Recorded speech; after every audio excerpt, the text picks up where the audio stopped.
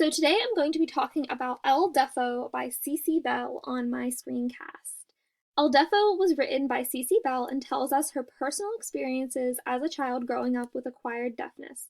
Some of the stories and places were minorly changed, but Bell says in the author's notes that the feelings she had about these experiences in the book are 100% true.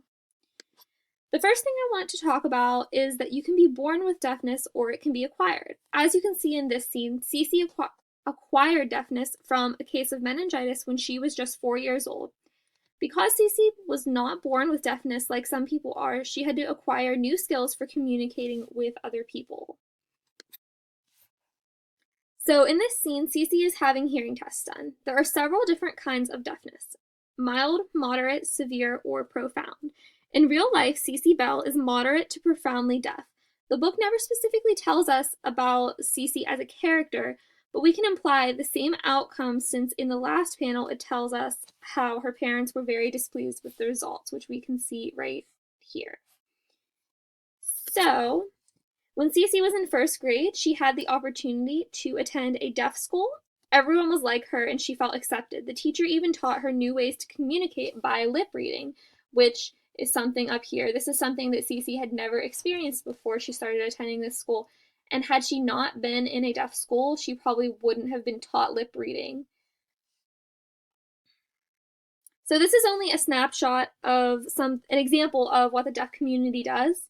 People experience deafness in many different ways, and there are two main communities. There's the deaf with a capital D.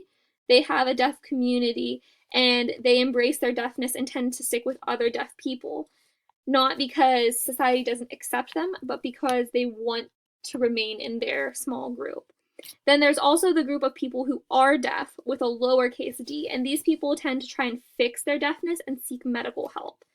Children who have hearing parents are more likely to experience fixing their deafness rather than the deaf community with a capital D.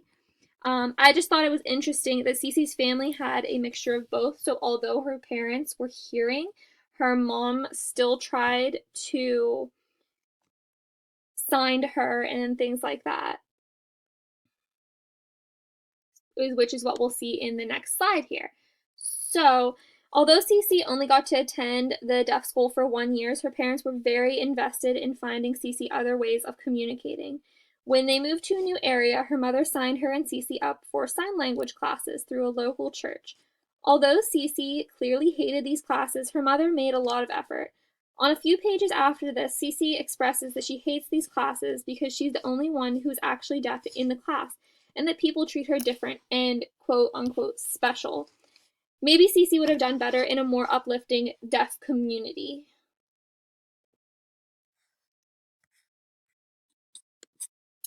So one last thing that I want to talk about today is about Cece's identity throughout the book.